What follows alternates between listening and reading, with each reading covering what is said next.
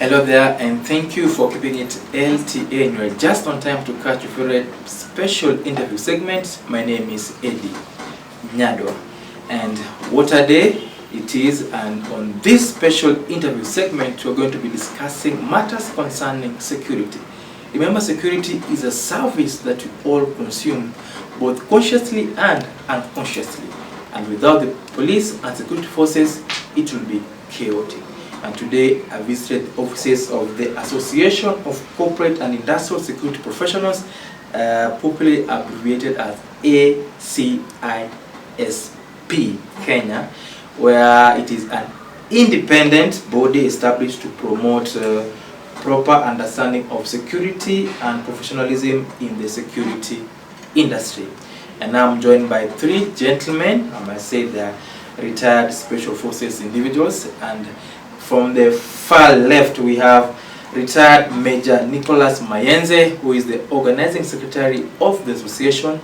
Right in the middle, in a sharp suit, we have retired Lieutenant Colonel Matthews Waria, who is a council member of the association.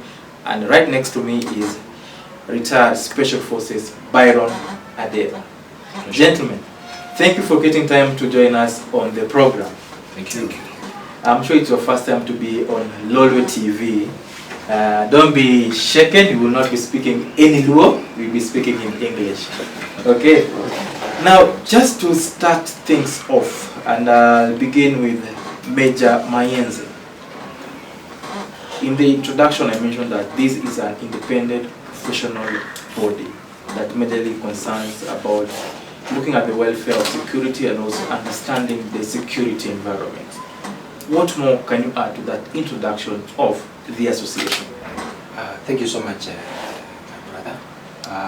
I must say, the Association of Corporate and Industrial Security Management Professionals is really a body that came into force quite in time. This idea of forming this association was mooted by retired military officers who are working in the corporate security industry.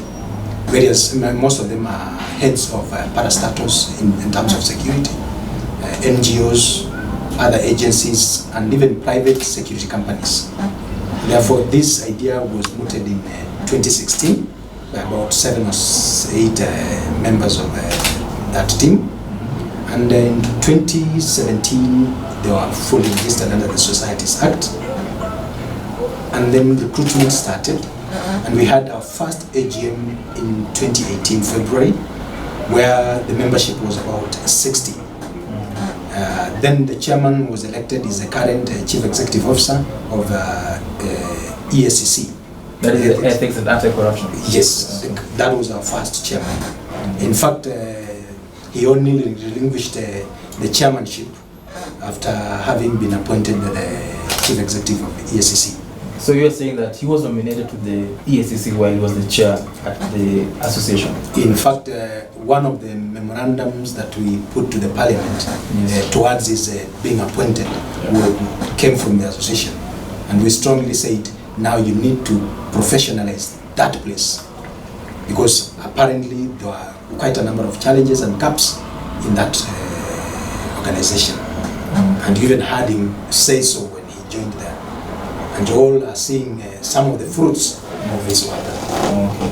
Yes. Now, about the membership of the association. If I'm a retired Special Forces person, do I automatically qualify to be a member, or are there some requirements that make me to be eligible for this association? You realize that all retired military officers are experts in security. So when they leave the military, we always say the military officer does not tire. He does not tire, he does not die until he dies. Mm-hmm. So therefore, when you come out, you're free to join as an expert, and you are a professional, and you realize that all membership, either some are consultants, like Mr. Byron Adera here is a consultant in security. Mm-hmm. You ask anything investigative, anything intelligence, you'll get it. Some of us are experts in physical security, others are expert in surveillance, Others are experts in event security, like Colonel Warrior here. So therefore, when you come out, you join. And we are not saying it is only for military officers. Like I said before, the idea was mooted by retired military officers. But we are saying we want to professionalize this industry. We want that we will have an act that manages this association. Right now we are under the Societies Act. But eventually, our future is that we have an act that looks at corporate security. And therefore, every other person who wants to do anything to do with the corporate security will have to adhere to the regulations of this association. And therefore, will weed out some of the quacks. You've seen them on television, the masqueraders. Yeah, in fact, there's a time that even the media council wrote to several media houses warning them about bringing people whom purport to be security experts. Yes. So you are saying that when this association becomes strong, you're going to weed out such individuals? Exactly. Anybody who wants to practice corporate security will have to follow the regulations of this association. And that's why we have various membership levels.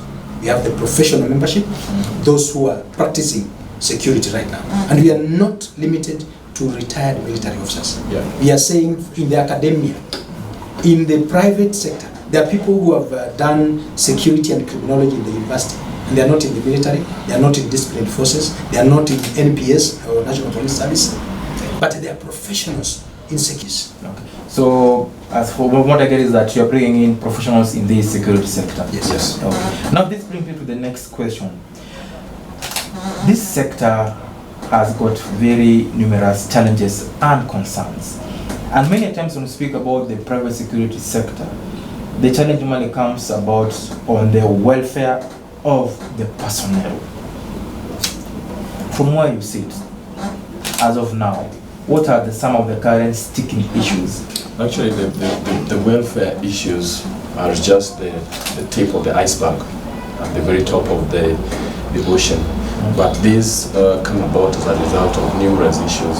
Security practice or management as such, and a professional like that, as has been introduced by Menya Maenze, has a lot of things that play out in different ways in the background. Just like any undertaking, like for in a sense, the practice of journalism like yourselves.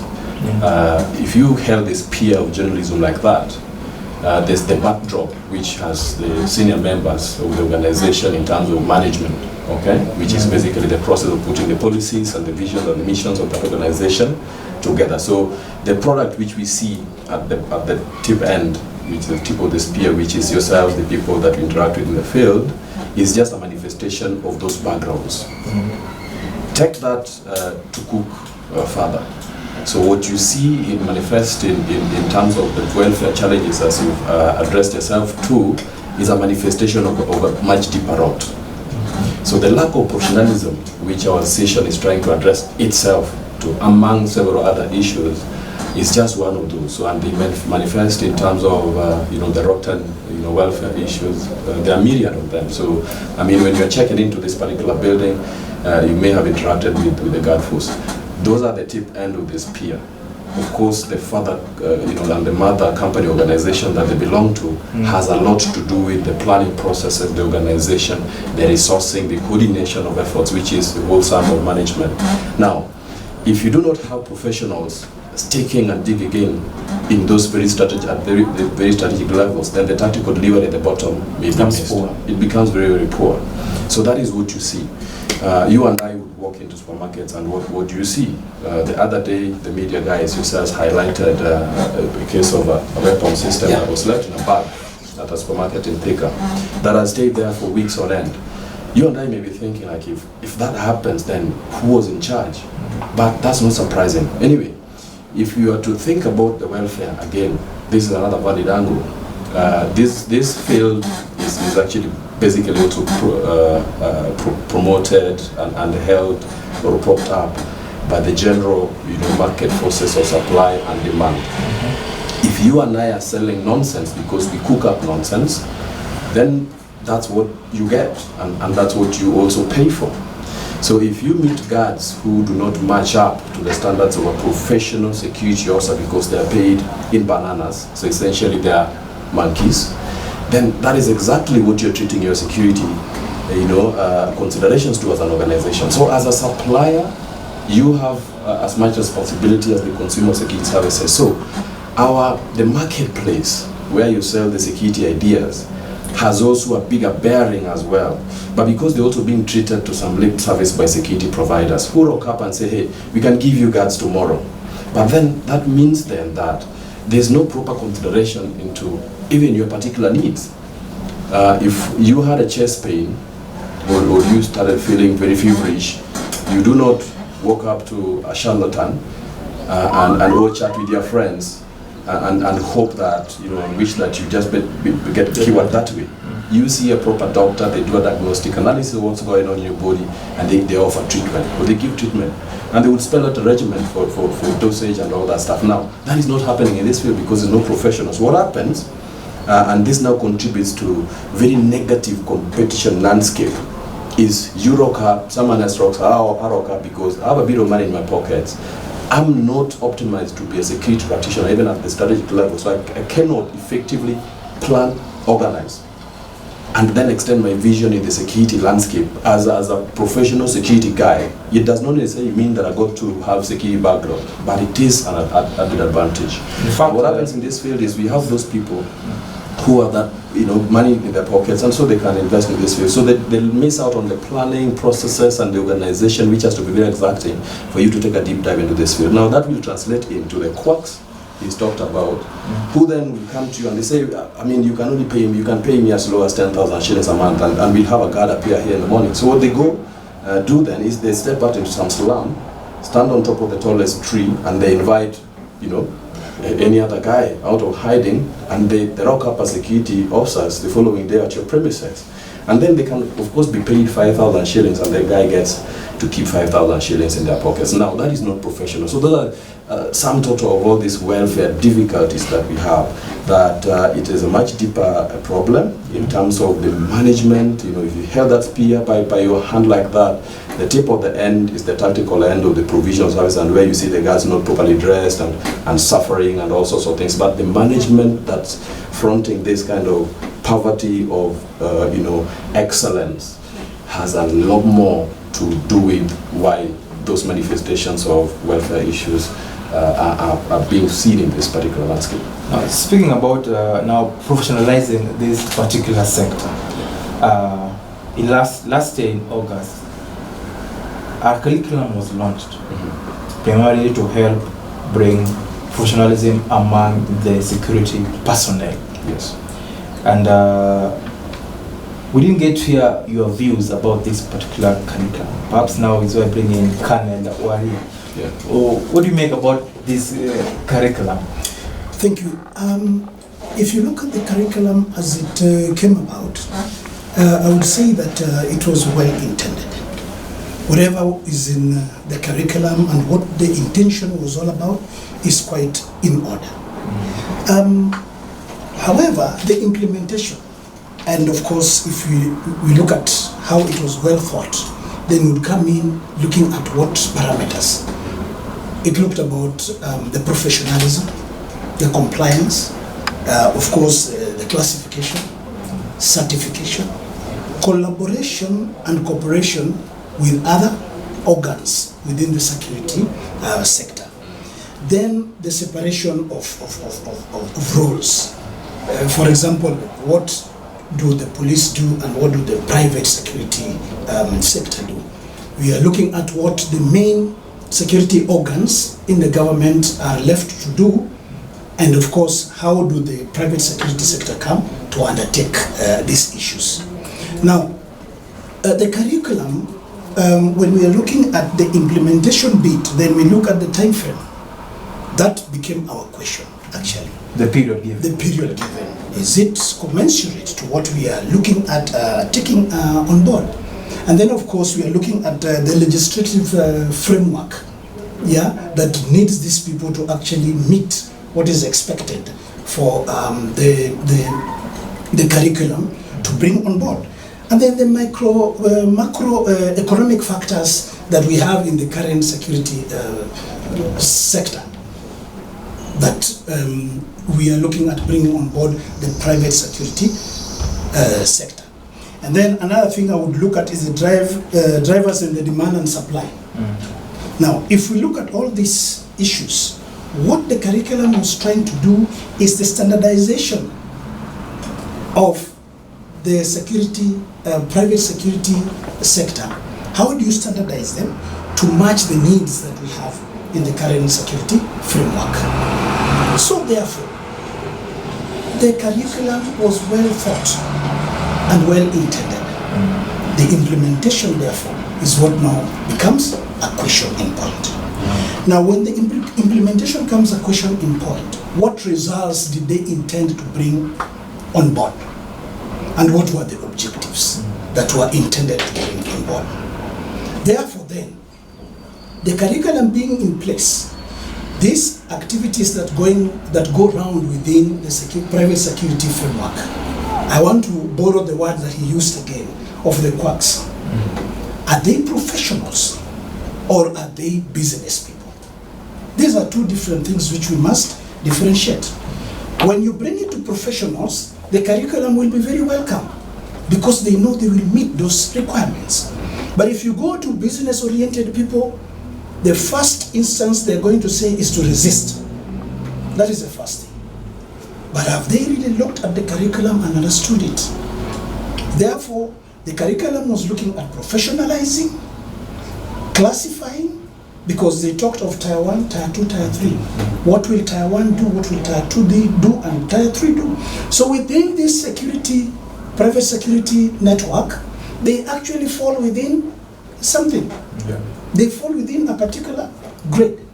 Tier 1, what are their levels? And which companies can undertake Tier 1? Tier 2, professionals, what would they do? And which security firms would manage that? And of course, Tier 3. We are transitioning from the Rungu kind of private security persons to a security person that will actually even have a firearm. So that curriculum was looking at containing the private security sector and bringing professionalism into it, and of course collaborating and cooperating between the main security organ, which are the uniformed, as we call them. Are we looking at the military? Are we looking at the police? And all the other uniformed, vis-a-vis the private security sector. The transition, for example, the police currently are doing cash in transit. And we are saying we let the police go and do their bit. For example, we need one policeman to a ration of about 450. Yeah. Yet we are about 45 million plus Kenyans. Now, the police that we have in force, are they capable of that division to meet the threshold? No. Now, then if it doesn't meet the threshold, then we remove them from the issues of cash in transit, bring it to the private security, but qualified and professional, classified, and of course, tested, so that the police are left to go back and do their duties that are of national interest. Now, still on the matters about concerning the new curriculum, because one of the key areas that the security personnel are supposed to be trained on will include etiquette, customer care. Now, other than this, what are we looking at the end of a security personnel undergoing this particular, I can say, rigorous training? Okay, in the overall, we are talking about professionalism. But within that, we are looking at other issues of logging in and reporting. In the discipline forces, as we call them, we know what time somebody logs in, logs out. Of course, how do they report? Do we have that in the private security sector? How do we bring that on board? So those are some of the issues we are bringing on board. Drills and duties. When we are talking about drills and duties, basically is the discipline that we're bringing on board. We have seen instances whereby a private security guard slaps someone. That is part of the etiquette, that is part of the professionalism. do their IQ and EQ really meet the threshold of handling people professionally?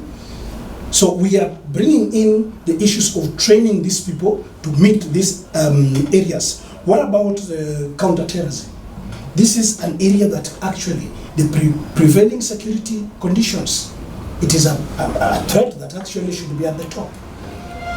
Are the security firms aware, trained, and ready to handle counterterrorism? We saw what happened at Dusit 2. What happened to our professional, what we call the security firms? These characters were visiting them on almost a daily basis and made them friends. Did they have any question mark? Who was doing that? So then when these trainings come, we look at the prevailing security situation. What about the basic laws and the legislation? Are they taught this? Because in the military we have what we are talking about, the laws. You must be aware of the constitution. You must be aware of the prevailing laws that actually, the basics that you need to apply during your course of duty. So in short, the curriculum will enlighten the security personnel further. It will enlighten them. It will enlighten them. And now we are not only talking about security, we are also talking about safety and security. Safety and security. Yes, we bring in the health issues, because in the event that, for example, we are in a mall, we are in a restaurant or things like that, the first reaction person will be a security person who is taught and efficient in safety, health and security. Yeah. So these are part of the areas that so I think this also includes some basic first aid. we have to bring in basic first aid, fire management, discipline, reaction time, and all these issues elaborate into one. Those are what we are looking at in terms of training and bringing in the curriculum. Before I run to Major Mayenze, Byron, Yes. this country is, I can say, quite notorious for exporting labor to the Middle and the Far East. And most of this labor is majorly either domestic workers or private security. What do you have to say about this? Is this something that we should envy, or is it something that we should really go back and look at critically? Nothing is particularly wrong. Thinking makes it so. My thinking around the exportation of labor, especially security to the Middle East countries, the pull factor here is fairly much been money, so monetary gain. To the individuals, of course, at a certain level of microeconomic considerations, it benefits those individuals and perhaps their families. The other bit, and which would possibly interest me or interest anybody in the security practice, is the hybrid vigor with which the injection of those specialist skills, if any, would get back to benefit us within this space or within this country. But that, I think, has not been fairly tapped into, because in this country we know of individuals who are posted to, even places to go and learn and maybe relearn specialist skills. But when they get back into this country, there's no modalities in place or infrastructure for that matter, or just an organization of those processes to tap into those specialist skills or ideas, or just superior knowledge that could basically be injected to improve things while hearing. What these people could potentially do, and I have a few friends who have been abroad, members of the discipline forces who have had to go to Iraq, perhaps Afghanistan, Pakistan, Saudi Arabia, and any other countries in those continents, is they organize themselves, and some few that I know of have started companies. So my hope is that they look at their specialist skills from the perspective that this could be beneficial in terms of shaking the bottom line, which is, is there a cross transfer? So we have a hybrid, married, think global, but you have local. That would be very, very beneficial, because again, if you're looking at the threats that we also face in the grand scheme of things, as Kanwaria and Benjamin have said, they are fairly much transnational. The interaction of religion today and politics at a global scale has had to meet at a confluence where they have in itself generated threats. You know, the violent extremism that you're talking about here have basically found, you know, footing on religious fundamentalism.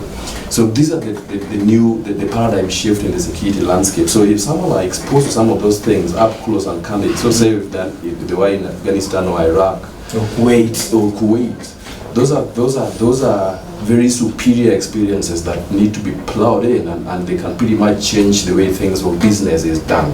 But my sadness is, you know, some people would basically just look at the bottom line, which is, say, I'm making a bit of money for my family to go to school and be better. And so it needs a lot of courage and an infrastructure to tap into this. In other superior nations, you will have people like that documented, and that's why we are talking about the standardization, classification, and even licensing. So people are certified to practice security. So if that were to happen and we have a Taliban or Byron Adera, ex-Kenya Special Forces, who's had to visit Kuwait and is called back, and who there's going to be something interesting about this guy. So how do we make use of it?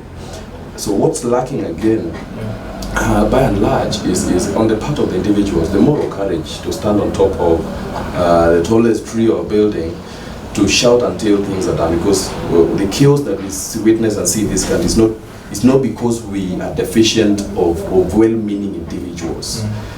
In up to 1984, the 12th of June, you and I, if you know, if you were to step into the streets and you'd ask anybody the treatment of ulcers, stomach ulcers, and everybody would tell you, oh, why are you stressed, right?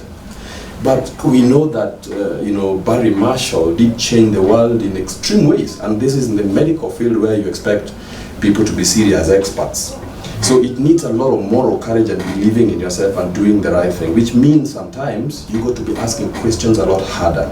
So that is lacking here because we don't have individuals who believe in themselves. Of course, because they don't have the wherewithal to start having, you know, confidence begets knowledge. And if you don't have that knowledge in the first place, you're not going to be having the confidence to start doing the right thing. And that's why I believe our association has individuals who not only have confidence which can be shaken, but really grounded on extreme knowledge, you know, on just about everything that this pace and time would demand. And of course, thinking futuristic, we are the individuals who have the right mindset, because that's another thing altogether, to post ourselves with the future and start thinking about how then things would shape up, you know, even the practice in future. Briefly now, because of time, yes. Let's talk about the Private Security Regulation Authority deadline that was set for April 1st. I don't know whether Colonel or Major will take that. Okay, we can look at it because we have more or less either individual or corporate association, you know, imagination or set timings on the 1st April deadline. First, even before coming about the date, it's 1st April. 1st April is a full step. It's quite a tricky date to choose. Seriously. I think that is an interesting twist you brought to it, the whole 1st April. So maybe somebody was looking at, let me throw it to them and see whether they will palliate it or not. But notwithstanding, let me look at it this way. First of all, this thing, the Constitution, calls for public participation. Yes. And if it calls for public participation, then legally somebody can come and say, no, the public did not participate in this whole exercise. Public was not involved. In this whole exercise. It is a very important bit that the public actually, because it affects them, the Kenyans. So they would have a word or so and say, no, this is what we want out of this, or this is not what we want out of this. So it is important that we collect what the public says within our counties and understand exactly how the Kenyan feels about it. Every region or every county in the country has a different or unique security concerns. Therefore, they will look at it wholesome and say, fine, we have collected these issues from different counties, different societies. Then how does it affect? And as a country or as a regulating authority, how do we then put it to the guys and say, this is what you should look at? The second bit of it is the time frame. What are we capable of achieving at what time? So we are not against it, we are for it. But let's give it the timelines that we are supposed to meet within this. Another thing is the infrastructure. I'll just pick particularly the bit of arming. When we talk about bit of arming, if you look at the infrastructure, in the military, in the police or other forces, we have something called an armory. That armory, we have something called an armorer, who is the technician for these weapons. And thirdly, we have somebody called a store person. Where does this person live? The armory that we have, does it meet the international requirements of keeping arms there? Or Otieno and Kamau will come and knock it and they run away with all the weapons? Do we have those infrastructures? Those private security firms that we have, do they have what is qualified? Who has done the inspections of these infrastructures that actually can be managed? Where do the military people stay? In the barracks. Those barracks are secured. Where do the police stay? In the police line. What about the AP? And truth be told, so many times we have seen even professional people in uniform misusing arms. Yet they have taken 6 months, 7 months, 15 months, 3 years now of professional training. Yet sometimes they come, and I talked about IQ, EQ, and they still misuse it. What about this person who is coming from, your background back at home? Yeah. He just left very hungry and comes and somebody tells him, we can use you, use your arm, and we achieve something out of it. So these are the issues that we are trying to look at. Let the legislation be very, very clear. This is security. It is practical. We are not talking paper here. We are talking the lives of Kenyans. Your life, my life, and our children. And some of us, we can say posterity. Maybe I can just add something on that. What I should also say is that the 1st April, in my view, as a security professional, is not cast in stone. The Constitution is not cast in stone. All laws are not cast in stone, right? Yes. If you want to start something, there has to be a start point. The onus now is on the Private Security Regulatory Authority to come up with the framework. The Cabinet Secretary, Interior, has said 1st April compliance. But is it cast in stone? So this, in my view, is that the Private Security Regulatory Authority is being told, my friend, this is the start point. Bring on board programs, milestones. What can you achieve with this? Do you require further? So actually, if I was to be asked, the onus now is on PSRA, Private Security Regulatory Authority, to really iron out and set the pace. And maybe once they bring out the milestones, then the jittery that is in the industry will cease, because because in the industry as it is, they think this is cast in stone. You don't have it in by 1st of April, you're done. But in my view as a professional, and I'm sure even the Cabinet Secretary, while announcing that, he did not say it is cast in stone, but there has to be a start point.